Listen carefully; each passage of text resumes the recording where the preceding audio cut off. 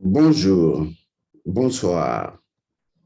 Tout dépend de votre position sur la petite planète bleue. Aujourd'hui, j'aimerais répondre à une question que je vois, pense, crois pertinente. C'est une question qui suscite une thématique comme celle-ci, à savoir où sont passés les livres et les écrits de nos ancêtres. Je voudrais répondre à cette question qui m'a été posée sur mon WhatsApp. Je paraphrase la question. Il m'est demandé pourquoi est-ce que nos ancêtres, ou pourquoi est-ce qu'il n'existe pas des livres comme la Bible, la Torah, la Bhagavad Gita, les Upanishads, et qu'il n'existe peut-être pas autant de temples comme on le remarque aujourd'hui, afin que la spiritualité ancestrale soit véritablement enseignée. Et donc, la personne s'inquiète ou la personne se dit que les choses seraient plus faciles si on avait, à l'instar de la Bible, du Coran et autres livres dits sacrés, si on avait justement, pour raccourcir, les nôtres. Et donc, il suffirait donc de consulter ces livres, de voir comment les rituels, les cérémonies sont codifiés et naturellement de les exécuter. En somme, en résumé, voilà la question de la personne. Et je crois que c'est une question que beaucoup de personnes parmi vous se posent. Pourquoi nos ancêtres n'ont-ils pas laissé de documentation assez fournie pour que nous puissions justement nous instruire à partir de ces documentations? Où sont peut-être passés ces documents? Est-ce que c'est seulement les papyrus, les hiéroglyphes, ou bien est-ce qu'il y a des livres que nos ancêtres ont écrits et que nous pourrions aller consulter, lire et naturellement rendre les choses plus faciles pour éviter cet imbroglio en termes d'échange de connaissances sur la spiritualité ancestrale? En fait, je m'approprie la question et je la déroule sur plusieurs aspects afin d'être sûr qu'en l'abordant, il ne resterait peut-être qu'une minuscule partie qui ne serait peut-être pas abordée, mais l'essentiel pourrait être totalement abordé. Alors, je vais vous aider à comprendre parce que, comme je l'ai écrit dans plusieurs vidéos, beaucoup d'Africains aujourd'hui sont lobotomisés par la mentalité occidentale qui a été universalisée avec des normes, des valeurs ambiguës et qui constituent aujourd'hui les paramètres de réflexion, quoi qu'on dise de beaucoup de personnes, vu que le système éducatif en a largement fait la promotion. Aujourd'hui encore, ce système fonctionne à travers les décisions politiques, les décisions économiques, les choix sociaux que nous faisons et les interactions que nous avons les uns avec les autres et comment nous avons ces interactions. Lorsque nous voulons interagir avec les autres, nous interagissons immédiatement avec l'énergie occidentale, pas avec l'énergie kamite. C'est ce que nous faisons. C'est ce que la plupart des gens font, malheureusement. J'ai donné un exemple simple. Il y a plusieurs vidéos de cela. Je disais tantôt qu'aujourd'hui, lorsque vous rendez visite à quelqu'un à la maison, la personne ne vous offre plus de l'eau. À la limite, la personne vous demande tout de suite, qu'est-ce que vous allez boire? Whisky, champagne, caviar, tout ce que vous voulez. La personne veut naturellement vous donner cela. Vous allez manger ceci, boire ça. Mais est-ce que c'est la façon spirituelle ancestrale de fonctionner vraiment? Parce qu'il y a une chose que vous ne comprenez pas sur la spiritualité ancestrale. La spiritualité ancestrale, c'est la spiritualité archaïque.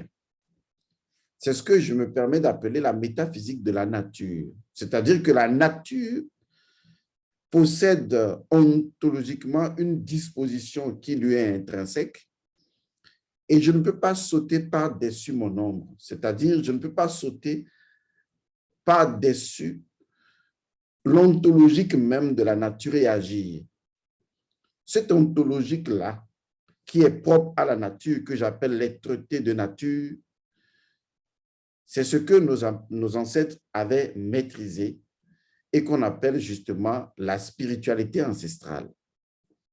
Vous voyez, je peux vous expliquer la spiritualité ancestrale de mille et une façons. Et vous verrez que vous comprendrez mieux le paradigme ancestral, la tradition et la pensée de nos ancêtres. Je vous invite à suivre vraiment bien cette capsule que je partage avec vous. Et donc, nos ancêtres n'avaient pas en fait inventé quelque chose. Ils voudraient ou ils avaient, comment devrais-je dire, découvert un peu comme un fonctionnement propre à la nature et ils ont accordé leur existence à ce fonctionnement de la nature de façon plus terre à terre pour les esprits ordinaires. Alors, qu'est-ce que cela veut dire? Cela veut dire que lorsque quelqu'un vous rend visite et que vous lui offrez d'abord de l'eau, que la personne prononce les incantations propres à l'eau et que la personne boive cette eau-là. D'ailleurs, à la fin de cette vidéo, je ferai une autre vidéo pour vous montrer comment faire un rituel de voyage, par exemple, pour ceux qui viendront au séminaire. Donc, à partir de ce moment-là où l'incantation est prononcée, parce que l'eau ne peut pas être bue quand elle vous est offerte sans prononcer d'incantation, parce que l'eau est Osiris.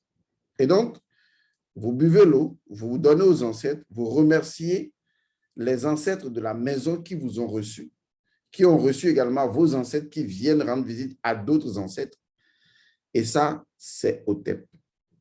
À partir du moment où ceci est fait, on peut prendre du vin de palme, on peut prendre du sodabi, on peut prendre n'importe quelle boisson on souhaite, du tchoukoutou par exemple. Ce n'est pas que les Africains ne savaient pas boire de l'alcool. C'est parce qu'ils savaient que l'alcool est un élément qui dérive, on va le dire comme ça, de l'eau. Donc, il faut honorer d'abord l'eau avant d'honorer toute autre boisson. C'est un principe de la nature. Alors, cette façon de fonctionner, les jeunes filles et les jeunes garçons d'aujourd'hui ne l'ont plus. Donc, ils sont en contradiction avec la nature parce qu'ils n'opèrent pas en suivant l'évolution de la nature, qui est donc d'abord l'eau et ensuite les éléments qui peuvent être combinés avec l'eau. Je donne cet exemple banal pour montrer jusqu'à quel point aujourd'hui, la plupart des Africains sont lobotomisés par un système de fonctionnement et donc ils sont complètement sortis de leur propre culto-culturel et donc leur identité est biaisée par l'adoption d'une autre identité qui ne sera jamais la leur et ils sautent ainsi par-dessus leur propre réalité. Alors, revenons donc au sujet important qui est donc la question où sont passés les livres, les écrits de nos ancêtres. J'ai fait cette introduction pour vous montrer une chose très simple et je vous demande très bien de suivre. Nous sommes aujourd'hui à l'ère du Verseau ou en entrance à l'ère du Verseau. Mais il n'y a pas eu que l'ère du Verseau. Avant l'ère du Verseau, il y a eu l'ère du Poisson, il y a eu l'ère du Bélier, l'ère du Taureau, il y a eu l'ère du Cancer, il y a eu l'ère du Lion, il y a eu, vous voyez un peu, nous avons traversé en fait plusieurs ères astrologiques avec une durée pour chaque ère de 2166 ans ou entre 2166 ans et 2600 ans, selon les variations temporelles. Or, ce n'est pas la première fois que nous sommes entrés dans l'ère du Verseau. Nous sommes entrés dans l'ère du Verseau plusieurs fois. Ça veut dire que l'humanité telle qu'elle est connue a traversé l'ère du Verseau plusieurs fois et donc a traversé toutes les ères plusieurs fois, ce qui corrobore naturellement la phrase de la Bible qui dit « Il n'y a rien de nouveau sous le soleil ». En fait, le cycle de l'univers, cette cyclologie-là des ères astrologiques nous permet de comprendre que les choses que nous nommons aujourd'hui nouvelles technologies ne sont pas si nouvelles que ça. Elles sont en fonction des ères astrologiques dans lesquelles on se trouve. Et si ce n'est pas la première fois que nous entrons ni dans l'ère du Poisson, ni dans l'ère du Verseau, et peut-être les ères passées, et que nous avons été plusieurs fois selon la cyclologie antique de la nature, et qu'à chaque fois, il y a eu de grands cataclysmes qui ont ramené l'humanité, et que ceci s'est effectué plusieurs fois, sachant bien sûr qu'une cyclologie entière des ères astrologiques dure 26 000 ans, et que nous sommes là depuis plusieurs milliers d'années, vous comprenez donc qu'en réalité, là où je vous conduis, c'est vous faire prendre conscience que ce que vous appelez nouvelle technologie, eh bien, cela a été déjà une fois dans la cyclologie de la nature et il est de la nature cyclique de faire ramener les choses encore et encore.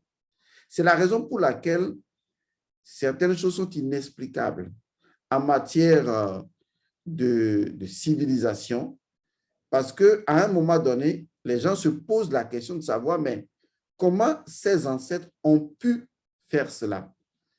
Ou lorsque on voit par exemple certaines populations de l'Afrique ancienne, on se demande, mais comment ces populations connaissaient par exemple l'étoile Sirius B ou Sirius A, ou pensaient que leur peuple venait justement de là. Parce qu'on se demande, mais comment ont-ils pu savoir ça? Simplement en restant sur Terre, ou bien quels procédés leur ont permis de pouvoir accéder à cette connaissance astronomique et astrologique-là?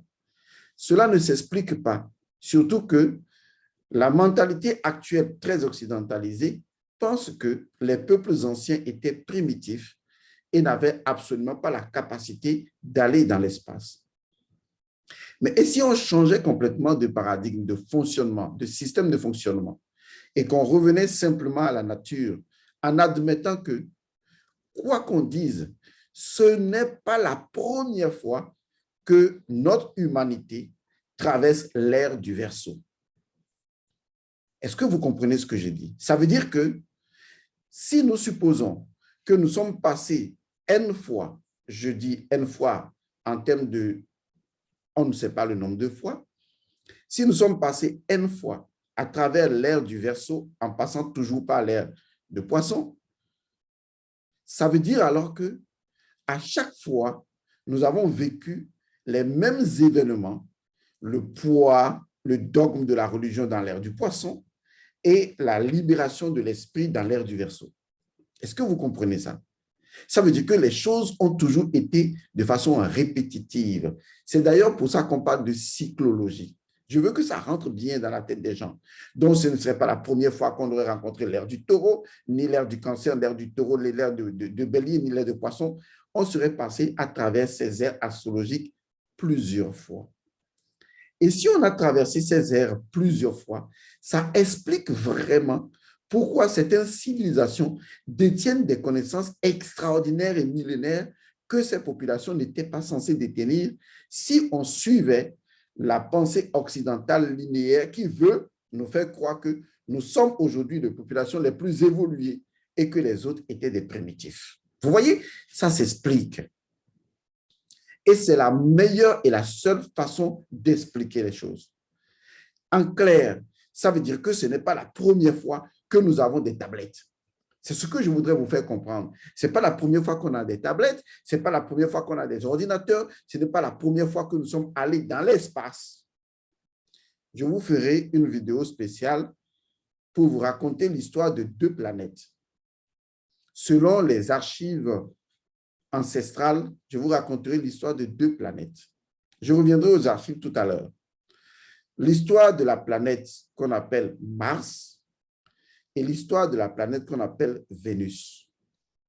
Cela vous permettra également de comprendre ce ou cette population qu'on appelle généralement les Occidentaux. Ça va vous venir. Je vais vous expliquer, vous allez comprendre que les choses sont plus anciennes que ça et que dans la pensée de Thoth Hermès ou de Djéouti, il y a toute l'information disponible pour quelqu'un qui peut lire les livres des ancêtres. Et j'en reviendrai au livre bientôt.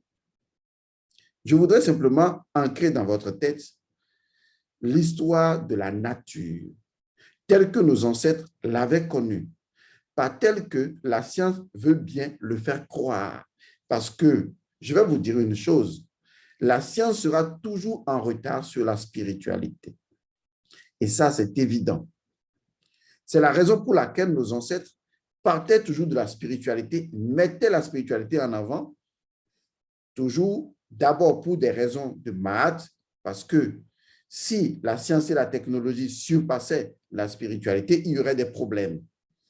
On n'aurait plus les choses qui seraient codifiées sur une éthique donnée. Vous voyez un peu comment ça se passe.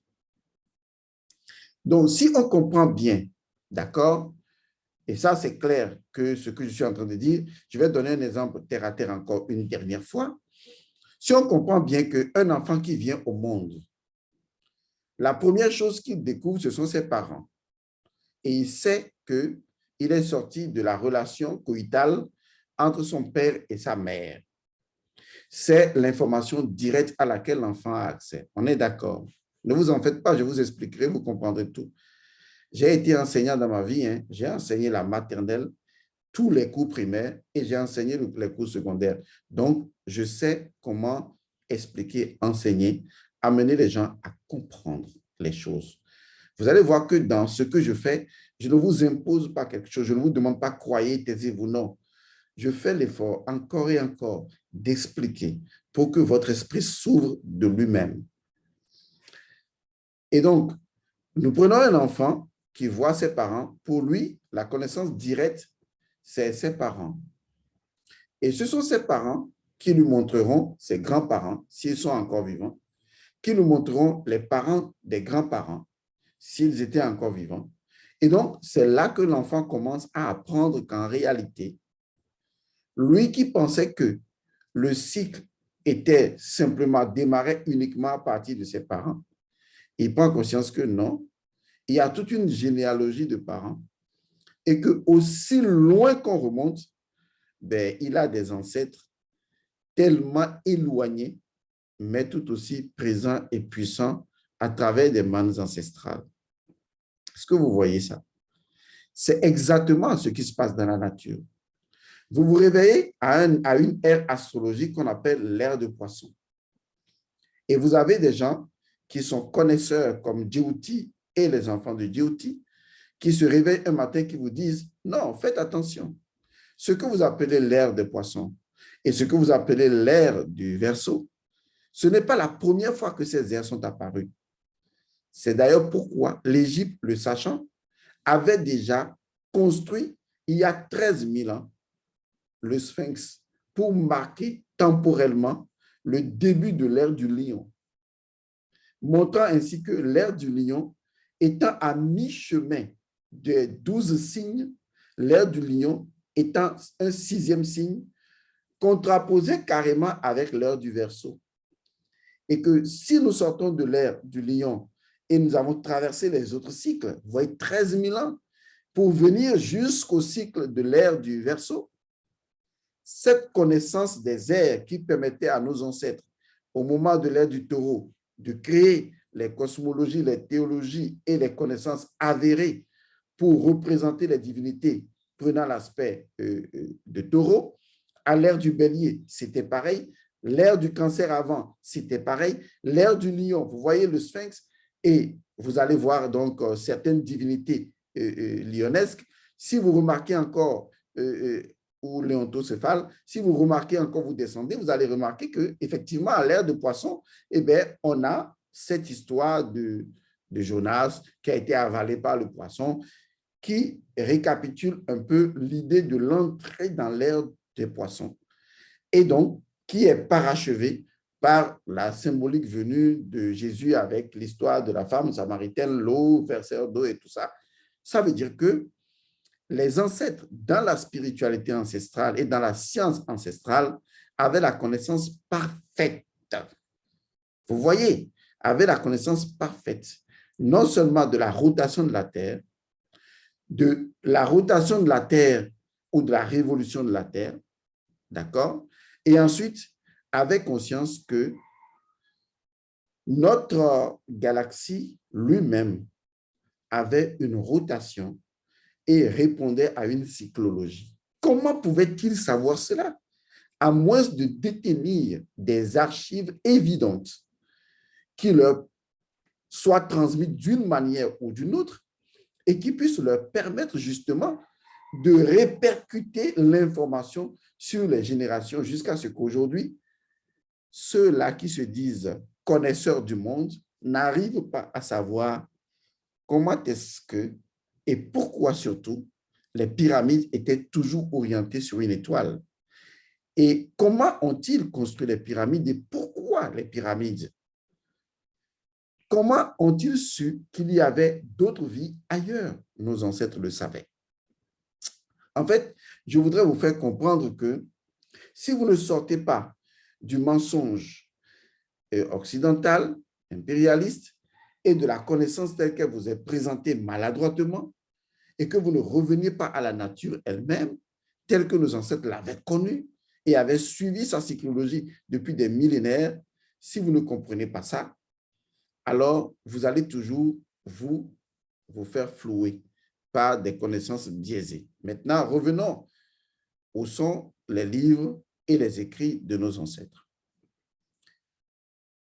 Pour répondre à cette question, je vais vous dire que seuls les héritiers et les descendants kamites peuvent répondre à cette question.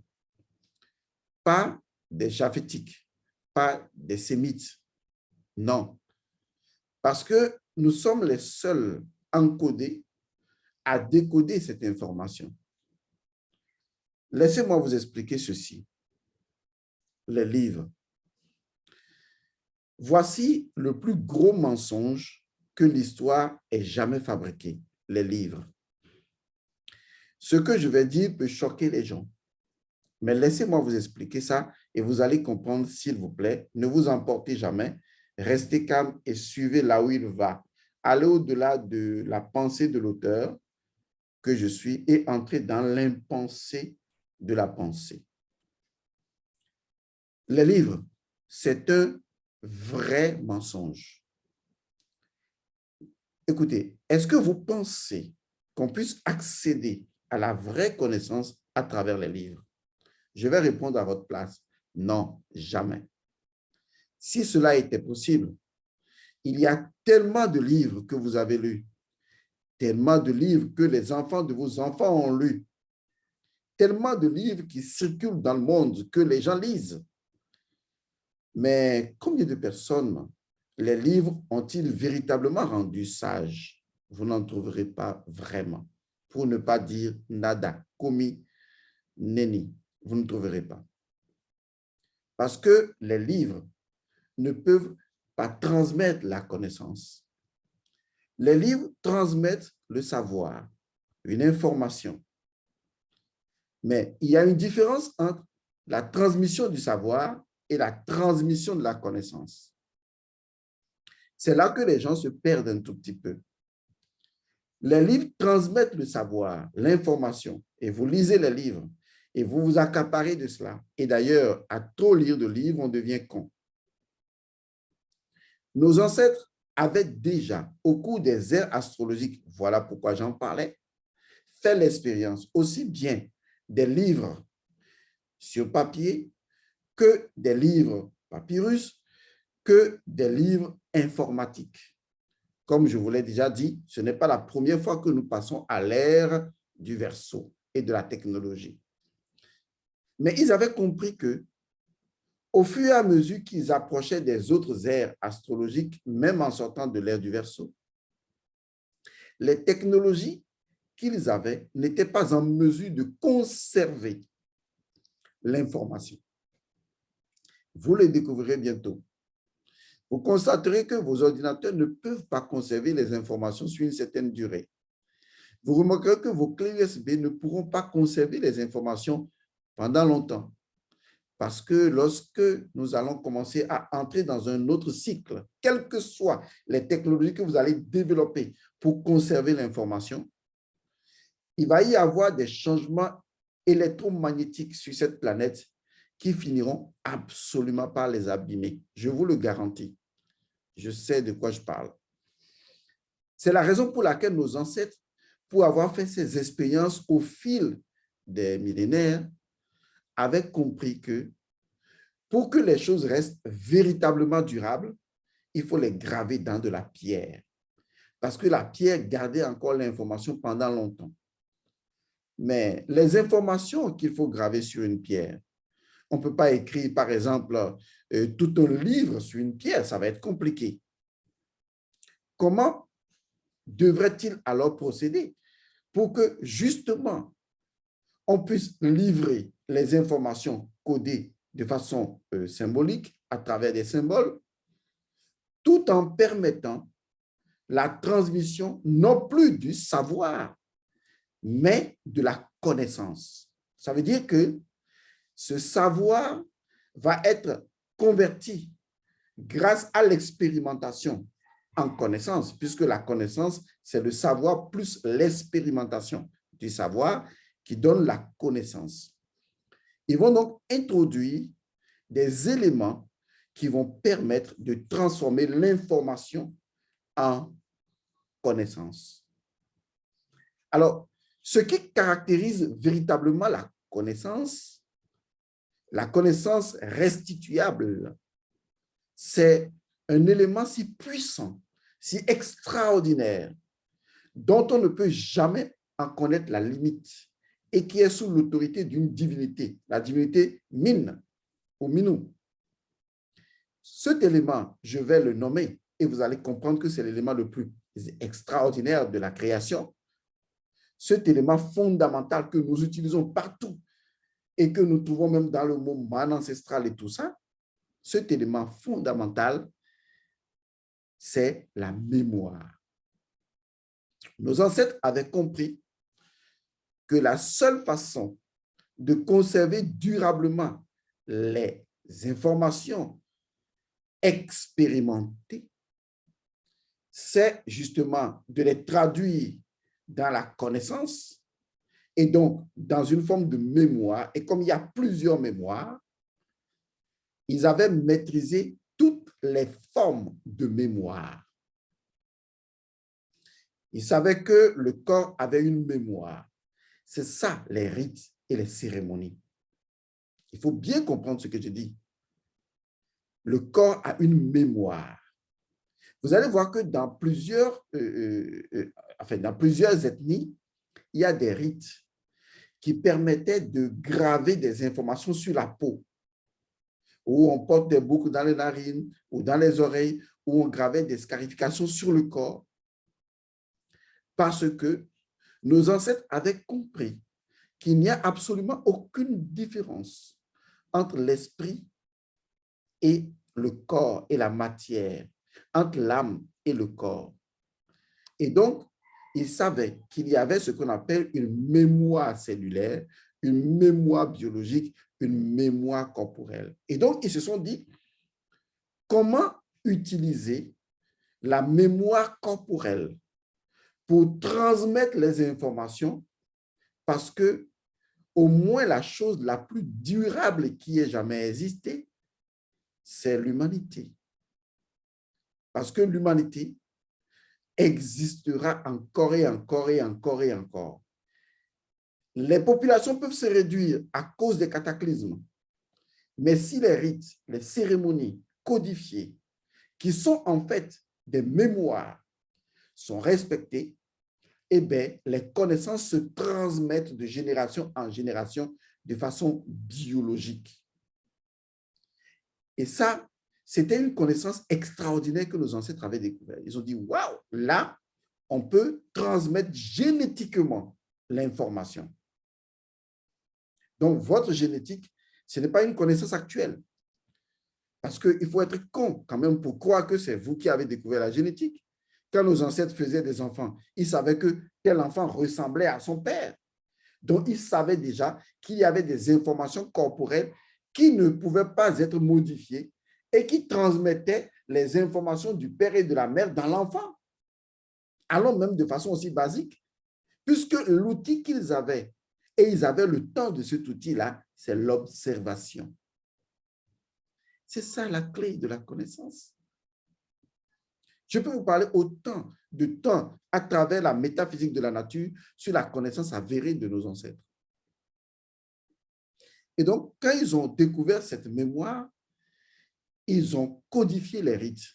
Et donc, en fait, les rites, les cérémonies, les initiations sont en réalité, je vais utiliser un terme contemporain, sont en réalité des puces énergétiques qui sont libérées dans le corps des gens, de telle sorte que l'individu peut se référer à ces informations et s'éveiller grâce à son corps. Son corps peut se réveiller parce que son corps a l'information, son corps sait.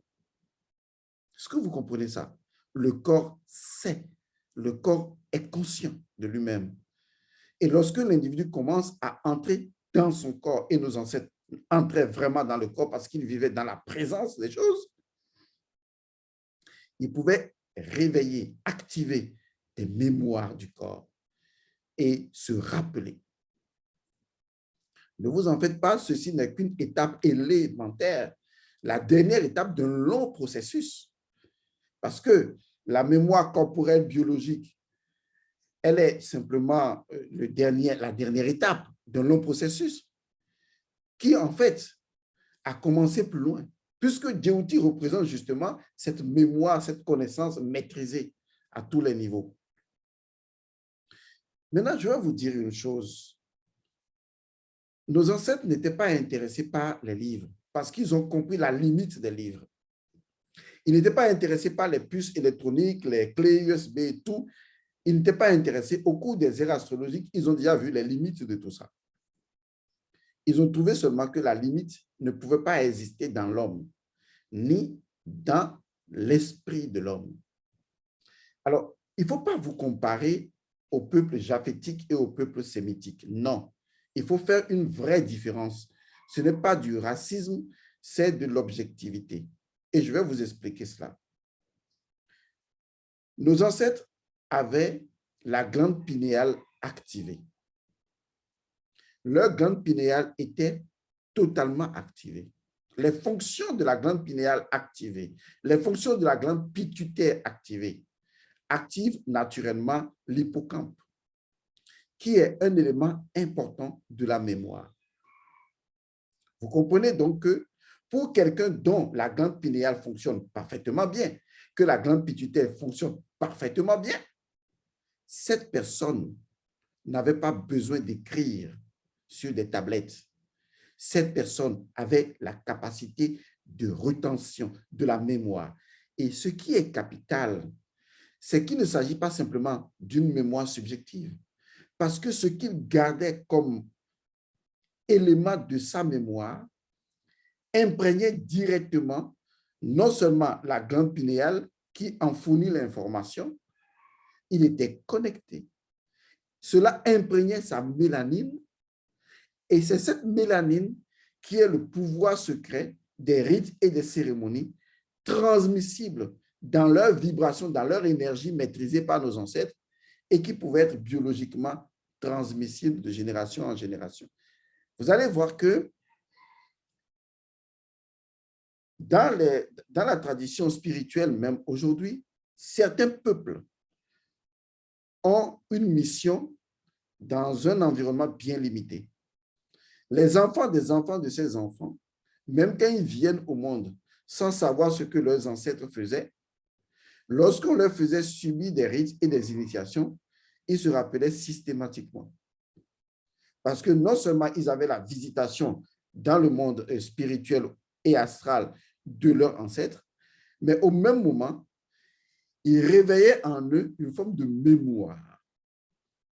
Et quand la mémoire se réveille, tout le corps sait, puisqu'il a subi des rites et cérémonies, le corps se rappelle et fait une restitution. En fait, la mémoire est partout dans le corps. La mémoire n'est pas localisée seulement dans la tête. La mémoire est partout, dans le corps, dans le cœur, dans les reins. La mémoire est partout. Le corps lui-même est une mémoire. L'âme est une mémoire. D'ailleurs, la mémoire est un élément de l'âme. L'âme garde énormément la mémoire de tout ce que l'âme fait en tant qu'archive akashique. C'est ça, les archives de nos ancêtres. Les meilleures archives qui soient.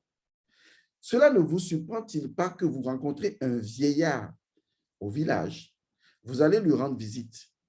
Il s'assoit. Nous, on a vécu ça. Et vous lui demandez, « Ah, papa, est-ce que tu peux me raconter l'histoire des temps jadis? » Et vous avez ce vieillard qui à peine a encore ses dents et qui peut vous raconter avec précision et souvent même avec date tous les événements qui s'étaient déroulés. C'est incroyable. Il vous raconte tout. Il vous donne des précisions. Il vous parle même en se rappelant de certaines boissons dont l'odeur est là, présente dans sa tête. Vous pensez qu'il a mémorisé tout ça? Non. Parce que justement, sa glande pinéale fonctionne. OK, maintenant, analysons. Comment est votre glande pinéale? Comment est votre glande pinéale? Dites-moi. Comment c'est? Vous voyez qu'en fait, l'Occident vous a lobotomisé. Parce que ce sont des gens dont la glande pinéale est complètement défectueuse et qui ont besoin de consigner des informations dans des livres et d'aller s'informer de ces livres-là. Nos ancêtres n'avaient pas de problème de glande pinéale. Ils avaient la mémoire immédiate des choses. Et la nature elle-même était leur mémoire. Vous savez, la mémoire, je vais vous expliquer un peu. Et vous allez comprendre. Est-ce que vous vous rappelez de ces moments où vous avez fait un rêve et au réveil, vous avez oublié le rêve? Et vous êtes là dans la journée en train de prendre votre café ou de parler à un ami. Et cet ami-là utilise un mot où il parle de casserole, où il parle de quelque chose d'insignifiant pour lui. Et parce que ce mot a été prononcé, c'est comme si ce mot a déclenché le rappel immédiat de vos rêves. C'est ça, la mémoire. Est-ce que vous comprenez? Ça veut dire qu'il y a toute une série d'informations retenues uniquement par un petit code. Une fois ce code-là est déclenché, ça déclenche tout ce à quoi ce code est relié. C'est ainsi que nos ancêtres conservaient la mémoire des choses. Parce que le vieillard qui parle pendant des heures et qui vous raconte des histoires sous l'arbre à palabres, vous vous demandez comment il garde tout ça. Il ne garde rien. Il a juste ce que j'appelle des codes. Et dès qu'il a peut-être à peine, je dis n'importe quoi, 5 codes. Est-ce que vous comprenez? Et quand vous lui demandez, grand-père, raconte-nous l'histoire de, il sourit. Il dit, Pendant qu'il dit ça, il prend le code. Et dès que le code est là, le code libère la totalité de l'information. Et il parle comme s'il était en train de vivre la chose en ce moment. Vous voulez connaître les livres de nos ancêtres, les livres que nos ancêtres ont écrits, les archives de nos ancêtres, les véritables, c'est la mémoire. Parce que leur glande pinéale fonctionne très bien. Mais vous, votre glande pinéale est défectueuse parce que votre identité est compromise. Et par conséquent, vous êtes incapable de rétention des choses. C'est pourquoi vous avez besoin des livres. Les gens souvent me regardent et disent, mais Godson, tu étais venu à Paris, tu as fait une conférence de plusieurs heures, tu n'avais aucun papier. Comment est-ce possible? Ce n'est pas d'aujourd'hui que cela est fait. Depuis que j'ai commencé en 1999, demandez autour de vous, hein, mon histoire n'est pas cachée. J'organisais des conférences. Il y avait plus de 1000 personnes dans la salle. C'était à Cotonou. Demandez à ces personnes. Je n'avais aucun papier. Vous savez ce que je faisais? Je les trompais tout simplement en prenant un petit morceau de papier comme ça, vierge. Et je prenais le papier, je m'asseyais avec mon micro et je regardais sur le papier et je parlais. Je faisais la conférence qui démarrait souvent à 9 heures, on finissait à 17 heures. Et à la fin, eux tous ils me regardent parce qu'ils constatent que mais, il n'y a que ce papier-là. OK. À la fin, je dis, bon, qui veut ce papier? Tout le monde crie, oui, je veux, je veux, je veux, parce qu'ils sont sûrs que sur le papier, naturellement, il doit y avoir beaucoup de choses, peut-être des choses invisibles, et seul le maître le voit. Vous savez, les gens imaginent des choses. Et donc, je jetais le papier, et quand ils prenaient le papier, ils voyaient qu'il n'y avait rien d'écrit sur le papier. Parce qu'en réalité, il y avait des écrits sur le papier. Mais en fait, sur le papier physique, il n'y a rien. Mais parce que lorsque je ferme les yeux, j'ai un autre papier. Et dans cet autre papier, même taille, je gravais juste les codes. Les codes qui sont reliés à des connaissances inimaginables. Et dès que je suis devant, je suis en face de ce papier sur lequel il n'y avait rien, je regarde le papier et je ferme les yeux, je passais à un autre code. Et ça se libérait tout seul. Tant que votre glande pinéale fonctionne bien, vous verrez qu'à un moment donné, une chose extraordinaire va vous arriver. Vous allez vous passer des livres. Parce qu'à un moment donné, vous allez réaliser qu'en fait, les livres ne font que vous dire des choses qui sont déjà en vous. Et à un moment donné, vous avez la connaissance directe de ces choses-là. Et c'est là que vous comprenez, même quand vous allez regarder la nature, vous allez vous promener dans la nature, vous allez voir un arbre, vous allez voir un cours d'eau, vous allez voir un caillou, les connaissances se libèrent en vous tout de suite parce que la nature elle-même devient votre intime, votre complice. Parce que la nature, c'est un ensemble de codes. L'arbre est un code, la montagne est un code, la rivière est un code, l'air est un code. Et quand l'air change, c'est également un code. En fait, vous connaissez, c'est tout. Vous voulez savoir quels sont les livres de nos ancêtres? Si, il y a des tablettes, il y a des écrits, il y a des choses, mais ce sont que des éléments qui conservent de façon symbolique. Mais quand un ancêtre va vous prendre un seul élément d'un tableau, c'est toute une information. Dans le véritable livre, la mémoire. Quand je parle de la mémoire, je ne la dissocie pas de la nature. Il s'agit aussi bien de la mémoire de l'homme que de la mémoire de la nature, que de la mémoire de l'eau, de l'air, de la terre, du feu, de la mémoire de ce qui nous entoure. Oui, c'est ça, le véritable livre de la nature. C'est ça, un livre qu'on ne peut détruire. Un livre qui ne peut s'user sous l'autorité du temps. Car sachez, Djéouti est le maître des livres et il est également le maître du temps. Et par conséquent, le véritable livre de Djéouti est Djéouti lui-même. Et ça, vous devez finalement le comprendre. Et Djoti, c'est un principe qui est en relation avec la connaissance, avec la mémoire. Et laissez-moi finir cet entretien pour vous dire une chose. Lorsque les divinités perdent la mémoire, elles invoquent Djoti pour que Djoti leur rappelle la mémoire des choses. Car Djoti, le principe Djoti, est la mémoire des dieux. C'est à vous.